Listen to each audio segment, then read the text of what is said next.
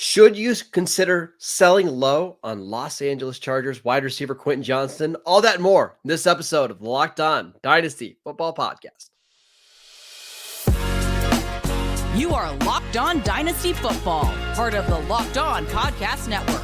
Here are your hosts, Marcus Mosher and Kate Madjuk.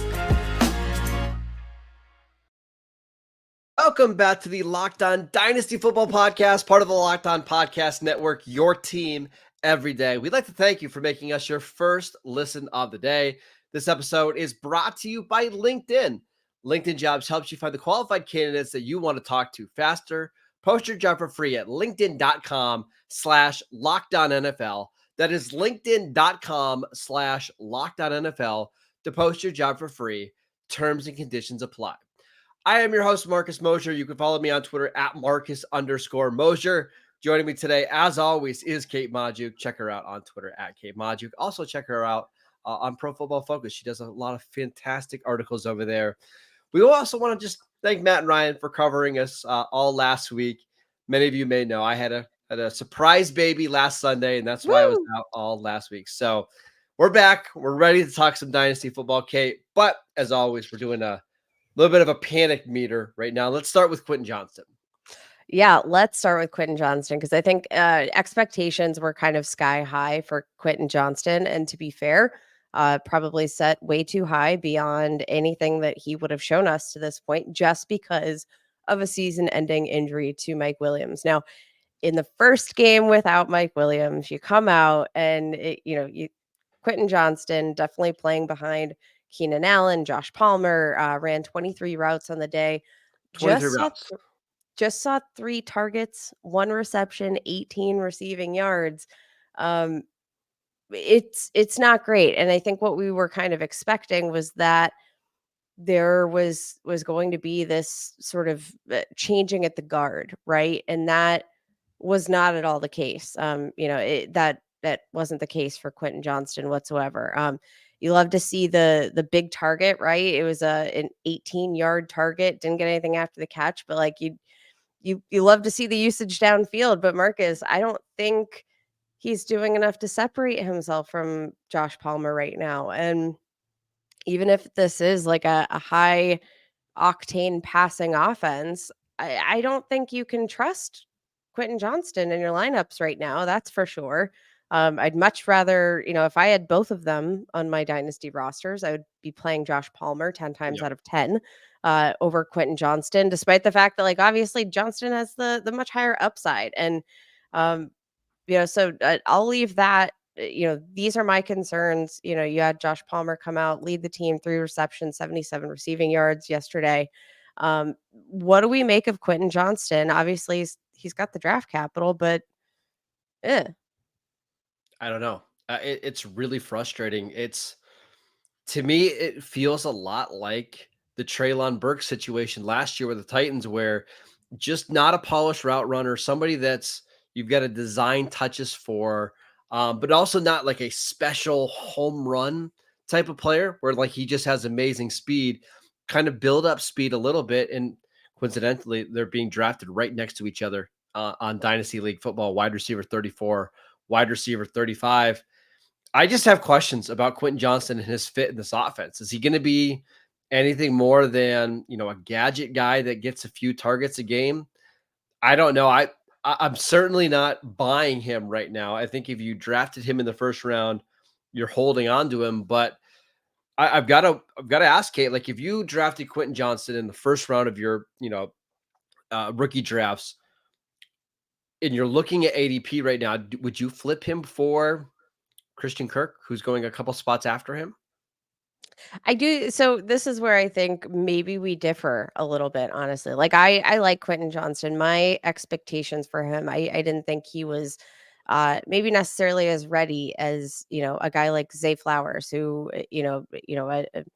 like could step Or into Jordan the Addison? offense and felt just like a more immediate contributor. Like I kind of had these expectations that Quentin Johnston would take a little bit of time. You have this season ending injury to Mike Williams. You have, I think opportunity on the horizon. Keenan Allen is aging. I would not be willing to bet that this would be his sort of role moving forward. Like I think, right, like it seems unlikely that he returns to the team in 2024. So you're thinking this is a buy low window. Yes, I like and again, this comes sort of from somebody who didn't necessarily have super high expectations for Quentin Johnston. I kind of had this idea that he was probably going to be a little volatile to start. He's so explosive. He's a big guy. 6'4", 215 pounds.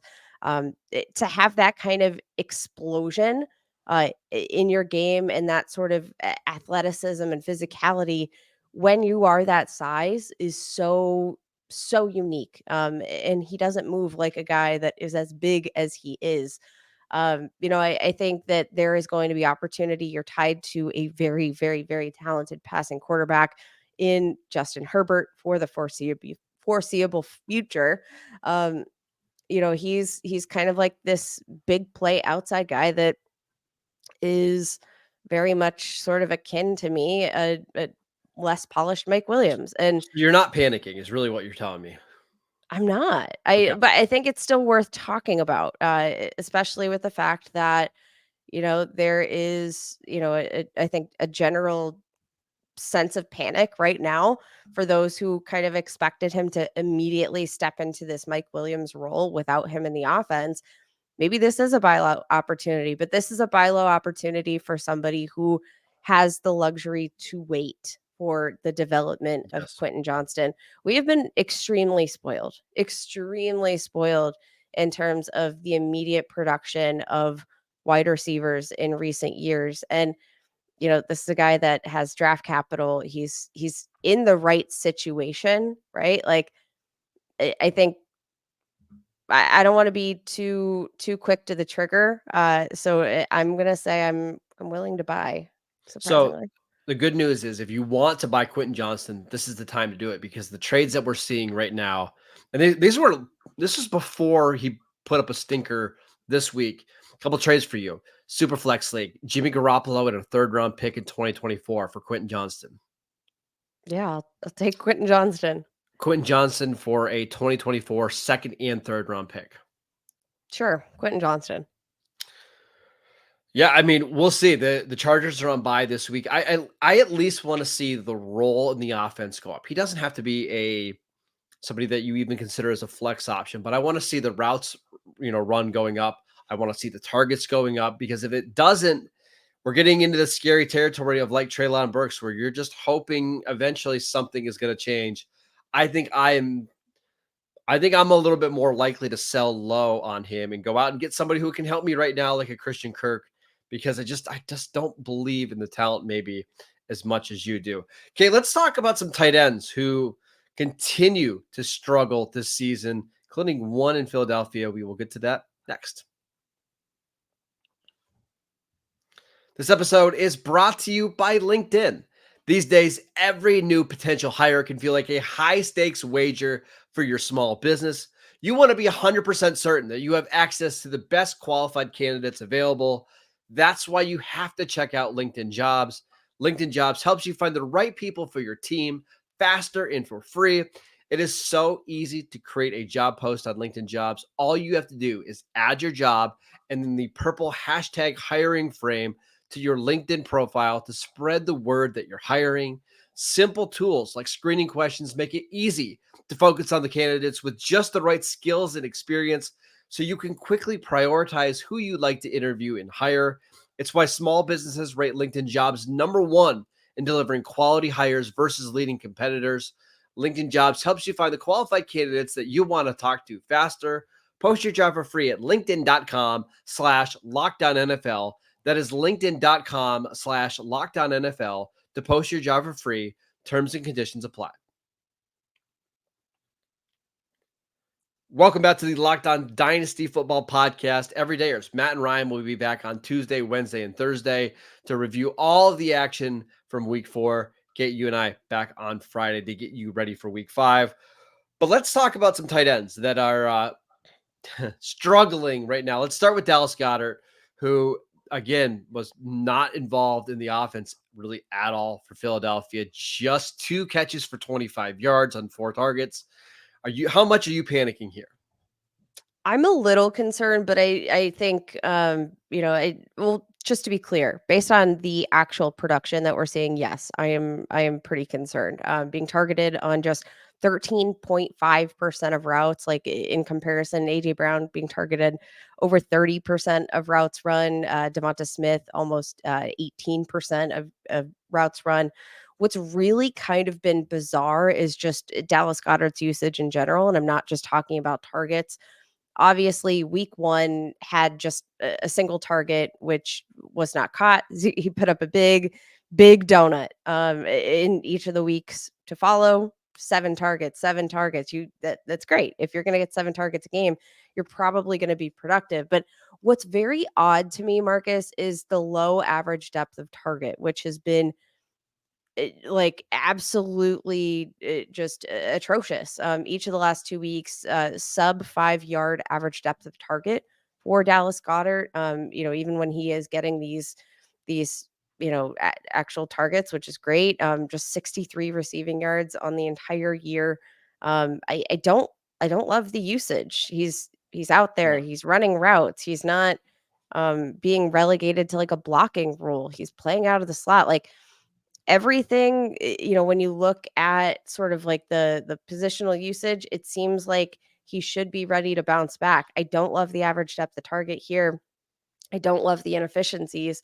Um, it feels like he's taken a big step back, and it just makes me wonder, based on how far out of left field this performance is. I mean, statistically, this is through 4 weeks, granted, this is a very, very, very big statistical outlier for Dallas Goedert. Like, all things say he should be bouncing back. It's just it's been a weird start to the season. And that's why I'm not going to overreact here. I'm not pushing the panic button on Dallas Goddard because number 1, he's a good player. Like we've seen him be a really good player before.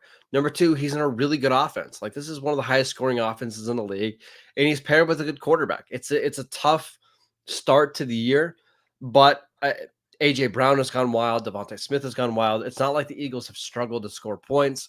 I just think this is kind of the ebbs and flows that happen when you have a non-elite tight end like Travis Kelce or Mark Andrews or TJ Hawkinson. Like you just have to deal with these kind of swings. Now, the tight end that I am concerned about is Kyle Pitts. We mentioned him 2 weeks ago about how you can't trust him in your starting lineup. I mean, Kate through 4 games, 11 catches for 121 yards. Jonnu Smith, the other tight end on this team, has more receptions and more yards on the same targets. I mean, in a redraft league, Kyle Pitts shouldn't be on your roster. Like he just literally shouldn't be on your team. In Dynasty, you're just at this point, you're just waiting for him to either get traded or for the Falcons to bring in a new quarterback. That's it. Yeah, this has been kind of a disaster. Right now, Johnny Smith is actually leading the Falcons roster entirely in receiving yards, 179 receiving yards this season, which if you would have told me that before the season, Marcus, I would have told you were insane in the membrane. Like Although not it's Arthur Smith, like we shouldn't expect anything else. Actually, if you would have told me that, I'd be like, oh yeah, that sounds about right. It does sound about right, but, like, I mean, between the 2 of them, like you mentioned, a fairly even split in terms of target share. Jonnu Smith, just 2 fewer targets than Kyle Pitts on the year. You don't love to see that usage, but yeah, he's looked better. Now I do wanna point out some of the reports that came out, week 4 on Sunday, regarding the health of Kyle Pitts, that, he's definitely playing at, like, well below You 100% can in see his it. return from that knee injury, and I think there definitely seems to be some truth of it, and I don't know if that necessarily. I'm just trying to parse out how much of this is Kyle Pitts not being fully healthy versus a a much bigger problem. But regardless, I don't think there's a world where I can picture Kyle Pitts being content in this offense as he gets closer to that second contract and that negotiating period here. Without looking, how old is Kyle Pitts? I think he's only like 23. Is that right? Not even. He's still 22 years old. Oh my Yeah, god, he's a why I'm baby. That's why I'm not giving up on him yet. If I had to guess, I think we're gonna get some kind of movement here from Atlanta, whether it's them trading for a quarterback, which I think frankly, they need to do, because they have too good of a chance to steal this division, to let Desmond Ridder waste it, or you're going to see a team come in and give Atlanta a really good offer for Kyle Pitts that they might not be able to refuse because they're just not using him. And with Jonnu Smith being successful and with the rushing attack being really good, maybe some team offers a second round pick with incentives that could go up to a first round pick. I think you just have to wait this thing out. I mean, I'm panicking about his fantasy value week to week, but long term, I am still optimistic because he's just such a unique talent. And like you mentioned, he's just 22 years old. That's insane. Like that right there is insane. No, I mean he's playing snaps, he's running routes. Like you love to see all of that. He is tied or he is ranked just behind Drake London for the second most routes run in this entire offense. You know, same number of targets as Drake London. Like one more reception than Drake London. Of course, what you're missing there is the touchdown production there, which hasn't been a thing to date yet so far in his career. But I'm with you. Interestingly, a lot of the very concerning performances in Week 4, I feel like I'm not as concerned for Dynasty as maybe I would have expected. Yep. You know, generally speaking, seeing the stat line. I've got to ask you about one more tight end before we move on, because this one unfortunately hits close to home for you. Pat Friermuth, now he got banged up against the Texans. He has a hamstring injury. We're not sure how long he's going to be out. It does seem like he's going to be out a while, but okay, this is somebody who a lot of people had ranked as a top 7, maybe even a top 6 dynasty tight end. And through 4 games, he has 8 catches for 53 yards, just a complete non-factor in this offense. How concerned are you about Pat Friermuth? I mean, I'm concerned for Pat Friermuth. I'm concerned, just generally speaking, for this Pittsburgh Steelers offense. Right now, you have a knee injury to Kenny Pickett on top of that. Like, not good news. I think from a skill perspective, I'm perfectly fine buying Pat Friermuth because I believe in the talent. I think he's one of the better receiving tight ends in this league.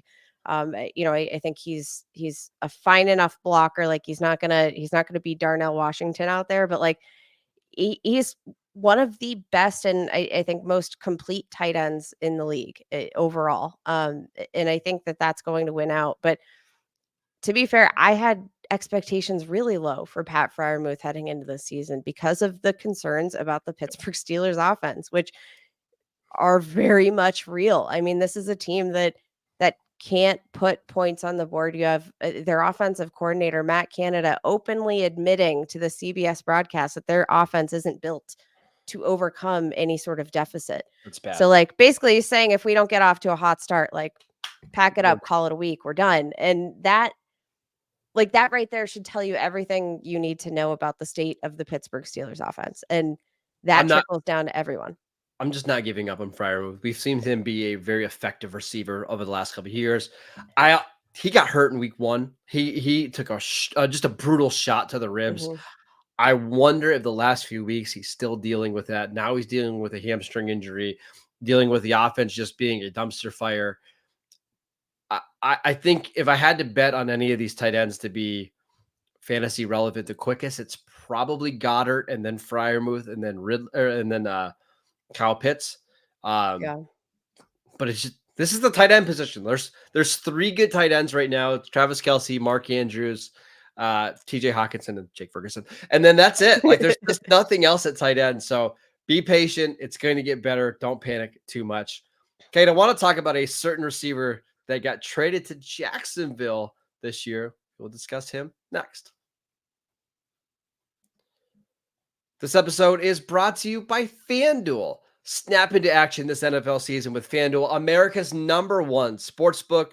Right now, new customers get $200 in bonus bets guaranteed when you place a $5 bet.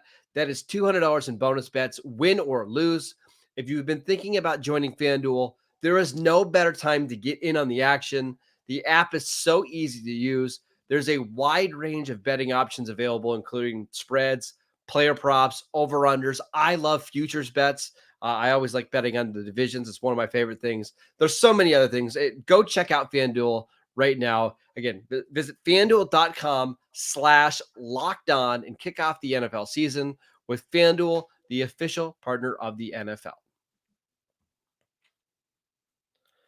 All right, Kate, let's talk about one more player and if we're panicking or not. It's Calvin Ridley, who had 2 catches for 38 yards and a touchdown, but has now seen his targets go down in 4 straight games. Yeah, you don't love to see that. It feels like he's sort of being relegated to a I don't know. It feels like he's just taking a back seat to Christian Kirk, Evan Ingram. Through 4 weeks, leads the team in terms of routes run. Tied for the second most targets on the team. He's been right there alongside Evan Ingram, which is kind of crazy. But it, Evan Ingram has produced a lot more after the catch. He hasn't had the receiving touchdowns, but like Evan Ingram and Christian Kirk, like they're playing very well and they're No being Zay targeted on Jones. a higher percentage of their routes. No Zay Jones in week 4, which I thought was going to mean a lot more targets for Christian Kirk.